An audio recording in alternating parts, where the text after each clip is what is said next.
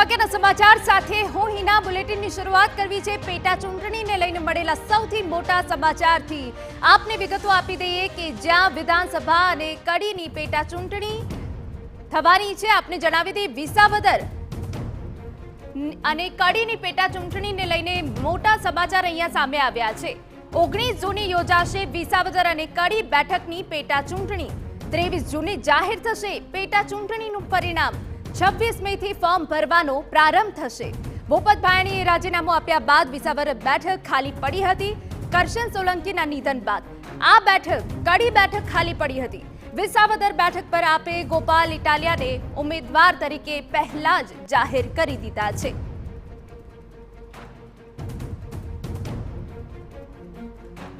ગુજરાતમાં પેટા ચૂંટણીને લઈને મોટા સમાચાર વિસાવદર અને કડી બેઠકની પેટા ચૂંટણી જાહેર 19 જૂને યોજાશે વિસાવદર અને કડી બેઠકની પેટા ચૂંટણી ત્યારે અમારા પોલિટિકલ એડિટર કિંજલ મિશ્રા વધુ વિગતે વાત કરવા જોડાયા છે કિંજલ વિસાવદર અને કડી બેઠકની પેટા ચૂંટણી જાહેર થઈ ગઈ છે જી બિલકુલ વિસાવદર અને કડી બેઠકની જે પેટા ચૂંટણી છે તે જાહેર થઈ ગઈ છે વાત કરવામાં આવે તો આ બંને બેઠકો ઉપર કડીની વાત કરવામાં આવે તો કડીના જે ધારાસભ્ય છે કરસનભાઈ પટેલ તેમનું મૃત્યુ થતાં આ બેઠક છે તે ખાલી પડી છે જ્યારે વિસાવદરની બેઠકની વાત કરવામાં આવે તો વિસાવદરની બેઠકો ઉપરથી જે ધારાસભ્યની જીત થઈ હતી ભૂપત ભાયણી તે ભાજપમાં જોડાઈ જતા એ બેઠક પણ ઘણા સમયથી ખાલી છે હાલાકી એ બેઠક ઉપર કેટલાક જે કાયદાકીય વિવાદ હતા તે ચાલી રહ્યા હતા જેને લઈને બેઠક જાહેર કરવામાં નથી આવતી જોકે સત્તાવાર રીતે ઇલેક્શન કમિશન દ્વારા કાયદાકીય ગૂંચનો જે વાત છે તે કરવામાં નથી આવી પરંતુ હવે બંને જે બેઠકો છે તેની પેટા ચૂંટણી છે તે જાહેર થઈ ચૂકી છે 26મી મેથી ફોર્મ ભરવાની શરૂઆત થશે જ્યારે 19મી જૂન એ મતદાન થવાનું છે 23 જૂને મતગણતરી છે જોવાનું આ બંને બેઠકની વાત કરવામાં આવે તો બંને બેઠકમાં કડી પરંપરાગત રીતે ભાજપની બેઠક રહી છે કે જ્યારે વિસાવદર બેઠક એક ગઈ વખતે આમ આદમી પાર્ટી પાસે ગઈ હતી એની પહેલા બેઠક હતી એ કોંગ્રેસ પાસે હતી હવે જોવાનું એ છે કે જ્યારે પેટા ચૂંટણી નું આયોજન કરવામાં આવ્યું છે ત્યારે વિસાવદર બેઠક કઈ રાજકીય પાર્ટી છે તે પોતાની તરફ કરવામાં સફળ થાય છે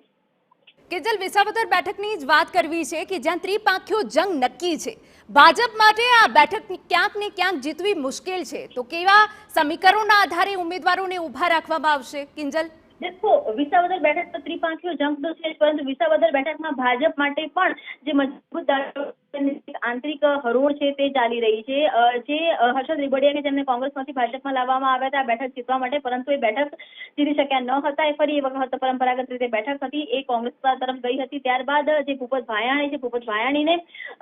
ભાયાણી તરફ આ બેઠક એટલે આમ આદમી પાર્ટી હતું આ બેઠક જીતવા માટે આમ આદમી પાર્ટી આ બેઠક જીત્યું હતું અને ત્યારબાદ હવે આ બેઠક પર પેટા ચૂંટણી યોજાઈ છે ત્યારે હર્ષદ રીબડિયા ભૂપત ભાયાણી અને તેની સાથે જ ભાજપના જે સ્થાનિક આગેવાનો છે તે આ બેઠક ઉપર દાવેદારી છે તે નોંધાઈ રહ્યા છે બીજી તરફ કોંગ્રેસ અને આમ આદમી પાર્ટીએ પહેલા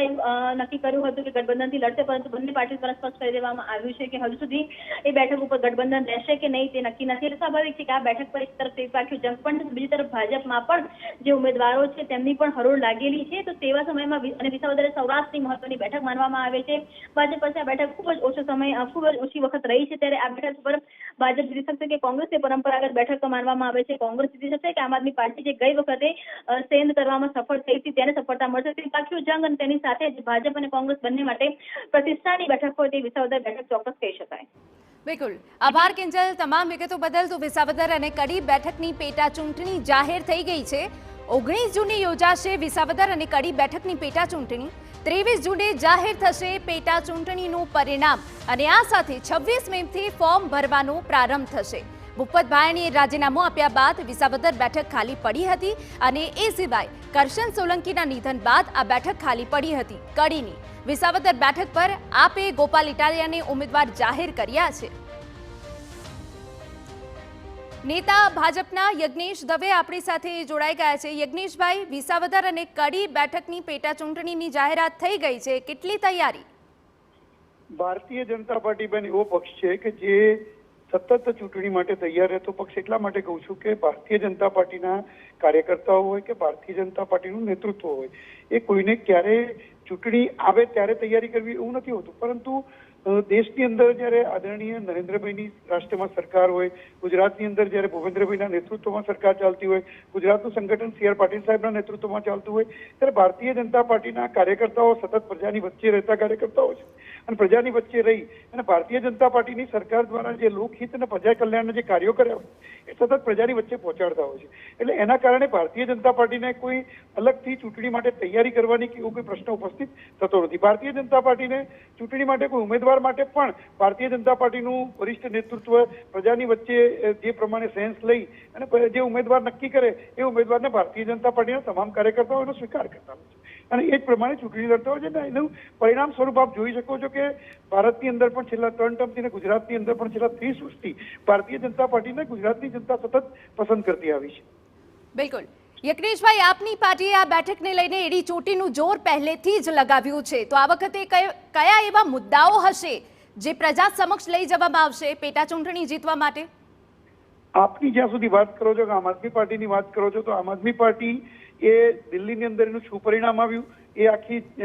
દુનિયાએ જોયું છે. અને ગુજરાતની અંદર જે વ્યક્તિ આમ આદમી પાર્ટીના ઉમેદવાર, તમે હમણાં છેલ્લા વાક્યમાં એવું બોલ્યા કે આમ આદમી પાર્ટીએ ઉમેદવાર જાહેર કરી દીધા છે, પરંતુ એમાં હું થોડો સુધારો કરવા માંગીશ આપના સાથે ક્ષમા સાથે કે આમ આદમી પાર્ટીએ ઉમેદવાર જાહેર નથી કર્યા. ગોપાલ ઇટાલિયાએ પોતાની જાતને ઉમેદવાર જાહેર કર્યા અને પછી પક્ષે સ્વીકાર્યું કે આ અમારા ઉમેદવાર, અને પછી કોંગ્રેસે સ્વીકાર્યું કે ચલો હવે અમારા ગઠબંધન નથી કરવું. એટલે જ્યાં સ્વચ્છંદતા, સ્વતંત્રતા નથી કીધું, સ્વચ્છંદતા એક એવા વ્યક્તિઓ કરી શકે કે જે ગુનાહિત ઇતિહાસ ધરાવતા હોય, જે ગૃહમંત્રીને જૂતું મારી ચૂક્યા હોય, જે બ્રાહ્મણો કે મહિલાઓ માટે કે એલફેલ શબ્દો બોલી ચૂક્યા હોય, કથાકારો કે